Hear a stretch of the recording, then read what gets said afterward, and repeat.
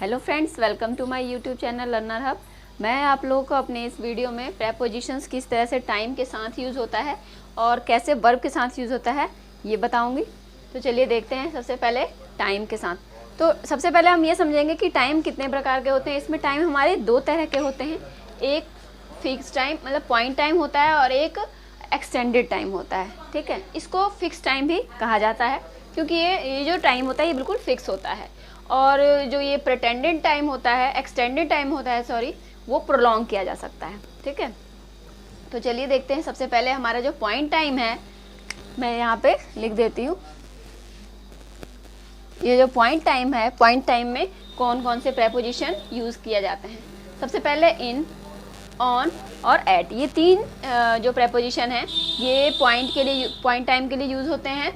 सबसे पहले देखते हैं इन किस किस चीज़ के लिए यूज़ होता है।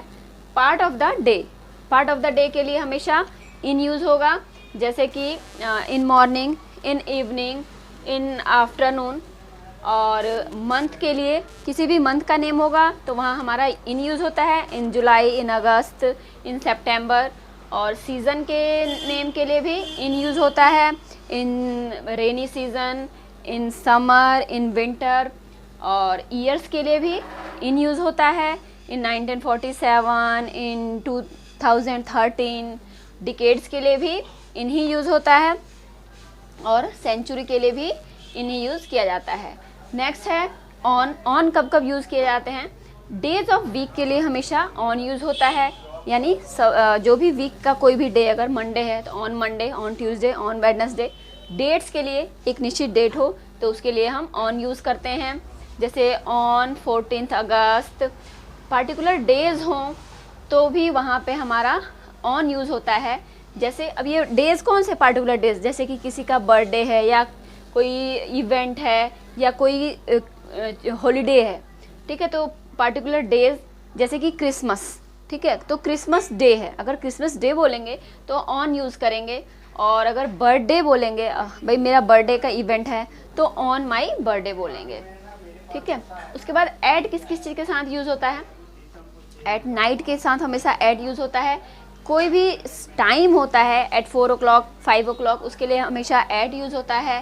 किसी भी हॉलीडेज़ के लिए एट यूज़ होता है, जैसे एट क्रिसमस या एट बर्थडे। ये इवेंट है बट इसमें डे नहीं लगा है। अगर हमने डे लगा दिया साथ में तो वो हमारा पार्टिकुलर डे बन जाएगा, तो वहाँ ऑन यूज़ होगा। और अगर केवल हॉलीडे का नाम लिया हमने तो जैसे ऑन क्रिसमस, एट क्रिसमस, तो केवल क्रिसमस बोला हमने तो वहाँ पे एट यूज़ होगा। और अगर क्रिसमस डे बोल देंगे तो वहाँ हम ऑन यूज़ करेंगे। ठीक है, अच्छा और एक चीज़ कई स्टूडेंट्स को कन्फ्यूज़न होगी कि जहाँ पे कई वर्ड्स ऐसे हैं जहाँ इन और ऑन दोनों यूज़ हो सकते हैं, तो किस तरह से होगा।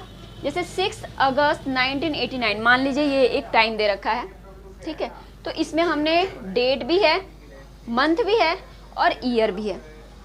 अब इसमें हम क्या यूज़ करेंगे, इन यूज़ करेंगे या ऑन यूज़ करेंगे।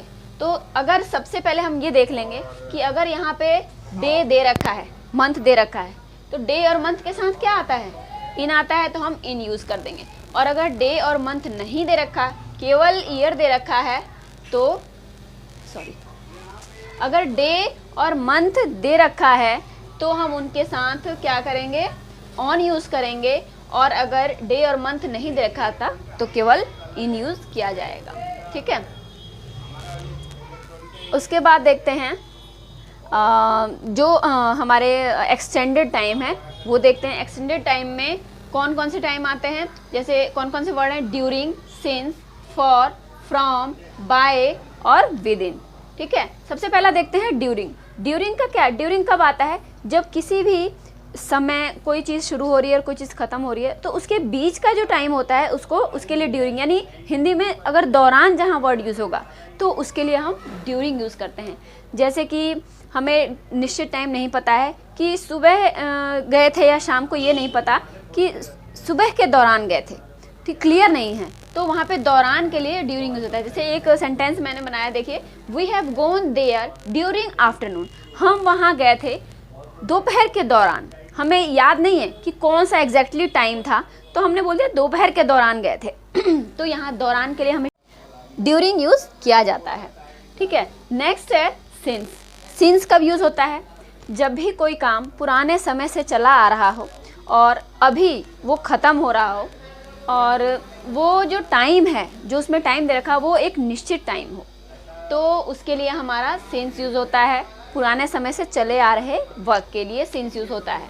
जैसे कि he is making this project since 2019, वह यह प्रोजेक्ट बना रहा है सिंस 2019 से। तो यहाँ क्योंकि हमें पता है कि 2019 से वो बना रहा है, तो इसके लिए हमारा सिंस यूज़ होगा। और फॉर भी ऐसे ही वर्ड के लिए होता है, बट बस इसमें ये ध्यान रखना होता है कि जैसे यहाँ पे दे रखा था 2019, वहाँ पे ये दे रखा होगा कि 3 साल से कर रहा है या पिछले 4 साल से कर रहा है। ये निश्चित नहीं है कि कौन सा एग्जैक्टली टाइम था या कौन सा एग्जैक्टली ईयर था। तो वहाँ जब हमें निश्चित टाइम नहीं होगा तो हम वहाँ फॉर यूज़ करेंगे, और निश्चित टाइम होगा तो वहाँ सिंस यूज़ करेंगे। जब भी कोई काम पुराने समय से चला आ रहा है, कुछ सालों से वो काम किया जा रहा है, कुछ महीनों से या कुछ हफ्तों से ऐसे चल रहा है। ठीक है, तो अगर टाइम निश्चित है तो सिंस, और टाइम अनिश्चित है तो फॉर यूज़ होगा। ठीक है, इसका एक एग्जाम्पल देख लेते हैं। He is lived here for 3 years, वह यहाँ 3 साल से रह रहा है। अगर मैंने ये बोल दिया होता कि 2018 से रह रहा है तो यहाँ सिंस आ जाता, बट ये 3 साल हैं, कौन से 3 साल हैं ये हमें नहीं पता, तो इसलिए हमारा फॉर यूज़ हुआ है। ठीक है, नेक्स्ट देख लेते हैं। फोर्थ है फ्रॉम। फ्रॉम कब यूज़ होता है? जब भी कोई चीज़ के स्टार्ट होने का टाइम बताया गया हो तो उसके लिए हमारा फ्रॉम यूज़ होता है। जैसे कोई भी दुकान है, कोई भी शॉप है, उसके खुलने का टाइम, या डॉक्टर की दुकान खुलने का टाइम, किसी भी चीज़ के खुलने का समय जब बताया जाता है तो उसके लिए फ्रॉम यूज़ किया जाता है। जैसे this mall open from 5 AM to 7 PM, या फिर this hospital is open from 10 AM to 6 PM। तो इसके लिए हमारा फ्रॉम यूज़ होगा। नेक्स्ट देख लेते हैं बाय। बाय का यूज़ जब भी पहले की बात हो तो उसके लिए बाय का यूज़ किया जाता है। जैसे कल से पहले मैं ये काम कर दूंगा, या मैं 2 दिन से पहले ये हो जाएगा, तो उसके लिए वहाँ पे हम बाय यूज़ करेंगे। एग्जाम्पल देखते हैं। I will have it done by tomorrow, मैं इसको कल से पहले कर दूंगा। नेक्स्ट है 6 विद इन। विद इन का मतलब मीनिंग होता है के भीतर। विद इन के भीतर के लिए यूज़ किया जाता है। I should receive this letter within 5 days, कि मेरे को ये लेटर 5 दिन के भीतर ही पहुंच जाना चाहिए। तो यहाँ पे के भीतर के लिए हमारा विद इन वर्ड यूज़ होता है। तो ये थे हमारे टाइम्स, जिसमें पॉइंट टाइम और एक्सटेंडेड टाइम यूज़ किया गया है। तो आप लोगों को टाइम क्लियर हो गया होगा। नेक्स्ट हम देखते हैं कुछ वर्ब ऐसे होते हैं जो प्रेपोजिशन वर्ड के साथ लगते हैं, यानी सबसे पहले वर्ब लगता है, उसके जस्ट बाद प्रेपोजिशन वर्ड यूज़ होते हैं। अब ये देख लेते हैं ये कौन कौन से वर्ब हैं जिनके साथ ये वर्ड यूज़ होते हैं प्रेपोजिशंस के। तो चलिए सबसे पहले देखते हैं। फर्स्ट वर्ब क्या है? टेक। टेक हमारा क्या है? वर्ब। इस वर्ब के साथ कौन कौन से वर्ड यूज़ होते हैं? In, out, off, over, down. कैसे लगेंगे? जैसे take in, take out, take off, take over, take down. Put के साथ upon, up, upon, away, throw, by, out, in और टू यूज़ होते हैं। रीड के साथ भी read on, read back, read again, read on, read for, ये इस तरह से वर्ब के साथ यूज़ होते हैं। ब्रेक है, ब्रेक के साथ break up, break away, break down, break into, break even और ब्रेक आउट। ठीक है, तो ये हमारे वर्ब हो गए और ये हमारा टाइम हो गया। नेक्स्ट है रिलेशन के लिए। तो कुछ प्रेपोजिशन ऐसे हैं जो रिलेशन के लिए यूज़ किए जाते हैं, तो चलिए उनको देखते हैं। अच्छा, रिलेशन के लिए जो प्रेपोजिशन यूज़ होते हैं उनको भी हमने 3 हिस्सों में डिवाइड कर दिया है। सबसे पहले एक लिमिट के लिए प्रेपोजिशन, पोजीशंस के लिए और मूवमेंट के लिए। तो लिमिट के लिए क्या है कि वो जो कुछ प्रेपोजिशंस ऐसे हैं जो एक लिमिट के लिए ही यूज़ किए जाते हैं, वो ज़्यादा इधर उधर नहीं होते, वो एक लिमिट में ही होते हैं, तो इसलिए उनको हम लिमिट के लिए कहते हैं। इसमें हम सबसे पहले देख लेते हैं अराउंड। अराउंड मतलब क्या होता है कि चारों तरफ। ठीक है, अगर हम जैसे कि कोई बच्चा है वो वॉक कर रहा है, तो वो पार्क के चारों तरफ वॉक कर रहा है, तो उसको बोलेंगे he is walking around the park. ठीक है, तो वो इधर उधर कहीं नहीं जाएगा, वो हमेशा पार्क के चारों तरफ ही घूमेगा। और नेक्स्ट है along, along मतलब साथ साथ, जैसे कि रिवर के साथ साथ जाना, किसी भी चीज़ के, नहर है, नहर के साथ साथ चलना, तो इसको बोलते हैं along। तो ये भी है, इसमें भी कंडीशन ये होती है कि ये कहीं और नहीं जाएगा, उसके साथ साथ ही चलेगा। जैसे रिवर है या जैसे वो नहर है, तो उसके साथ साथ ही जाएगा, इसलिए उसको हम along कहते हैं। नेक्स्ट है विदिन। विदिन क्या होता है कि विदिन यानी के भीतर, जैसे कोई बॉय है वो रन कर रहा है पार्क के अंदर अंदर, तो उसको बोलेंगे विदिन, जैसे boy is running within park. ठीक है, तो ये 3 जो वर्ड्स हैं, 3 प्रपोजिशन वर्ड हैं, ये हमेशा लिमिट के लिए यूज़ होते हैं। नेक्स्ट देख लेते हैं पोजीशन के लिए। ये जो प्रपोजिशन वर्ड हैं ये पोजीशन के लिए यूज़ होते हैं। तो इसमें सबसे पहला है अबव। अबव मतलब क्या होता है, किसी भी चीज़ का ऊपर से गुजरना। जैसे एरोप्लेन है, एरोप्लेन हमारे सर के ऊपर से गुजरी, तो उसको हम क्या बोलेंगे, this aeroplane is fly over my head, तो ऊपर से वो गुजर रही है। अंडर मतलब नीचे, the cat is sitting under the table. Next है ओवर। ओवर मतलब क्या होता है, ऊपर। अब एक था कि अबव, अबव मतलब भी ऊपर, बट वो ऊपर से कोई चीज़ गुजर रही है। और अगर हम ओवर कहेंगे तो ऊपर हमारे सर के ऊपर कोई चीज़ है, जैसे कि ये फैन है, तो this fan is over my head, इसके लिए ओवर यूज़ होगा। नेक्स्ट देखते हैं बीनीथ। बीनीथ क्या होता है, कोई भी चीज़ जब नीचे से गुजरती है तो उसको हम बीनीथ कहते हैं, जैसे कि beneath the over bridge, this rail line is crossing beneath the over bridge.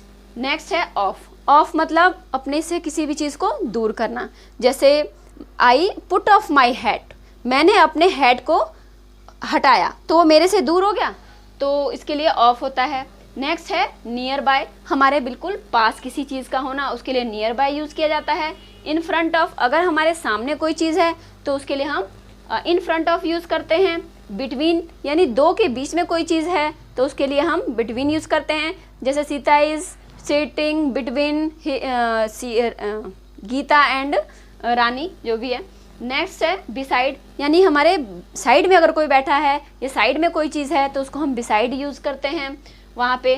Next है बिहाइंड, पीछे के लिए बिहाइंड यूज़ किया जाता है, जैसे कि the cat is running behind the dog या फिर रैट। नेक्स्ट है एमंग। एमंग क्या होता है, जब बिटवीन था कि 2 के बीच में कोई चीज़ है, और एमंग मतलब बहुत सारे के बीच में, यानी काफ़ी सारे हैं। तो जैसे कि the teacher is distribute toffees among the children. ठीक है, एमंग द 30 चिल्ड्रन, या कितने भी चिल्ड्रन हो सकते हैं। तो अगर ज़्यादा हैं उनके बीच में कोई भी चीज़ डिस्ट्रीब्यूट करनी है या कोई भी चीज़ कहना है तो उसमें एमंग आएगा। अहेड मतलब के आगे होता है, कोई भी आगे चल रहा है तो उसको अहेड बोला जाता है। और बिफोर मतलब के पहले, कोई भी चीज़ मेरे से पहले है तो उसको हम बोलेंगे बिफोर। ठीक है, तो ये हमारे पोजीशंस के लिए वर्ड यूज़ किए जाते हैं। नेक्स्ट है मूवमेंट के लिए। मूवमेंट के लिए किस तरह से यूज़ होता है, ये जो वर्ड है प्रेपोजिशन, इसमें कहीं ना कहीं कोई ना कोई मूवमेंट जरूर हो रही होती है। ठीक है, जैसे थ्रो। थ्रो क्या है, अगर किसी भी होल में से कोई चीज़ निकलती है तो उसके लिए थ्रो यूज़ होता है, जैसे the ball is pass through the pipe. ठीक है, वो यहाँ से वहाँ तक निकल के जाएगी तभी थ्रो यूज़ होगा। नेक्स्ट है अक्रॉस। अक्रॉस मतलब ये भी पार ही करना होता है, बट ये पूरे पुल को जैसे पार किया जाता है, इस तरफ से उस तरफ अगर पुल के पहुंच गए तो उसको हम बोलेंगे अक्रॉस। ठीक है, तो ये इसमें भी मूवमेंट हुई, इस तरफ से उस तरफ पहुंचा। नेक्स्ट है आउट ऑफ, के अंदर से, किसी भी चीज़ के अंदर से बाहर निकलना आउट ऑफ कहलाता है। ठीक है, नेक्स्ट है अगेंस्ट। अगेंस्ट क्या होता है, किसी के विपरीत, यानी अपोजिट फोर्स लगना अगेंस्ट होता है। अगेंस्ट तभी यूज़ होगा जब किसी के अपोजिट कोई वर्क हो रहा हो। ठीक है, तो आई होप स्टूडेंट्स आप लोगों को ये वीडियोस प्रेपोजिशंस कहाँ कहाँ किस तरह से यूज़ हुए हैं आप लोगों को क्लियर हो गया हो। अगर आप लोगों को ये वीडियो मेरा पसंद आया हो तो प्लीज़ मेरे चैनल को सब्सक्राइब करें, लाइक करें और शेयर करें। Thank you.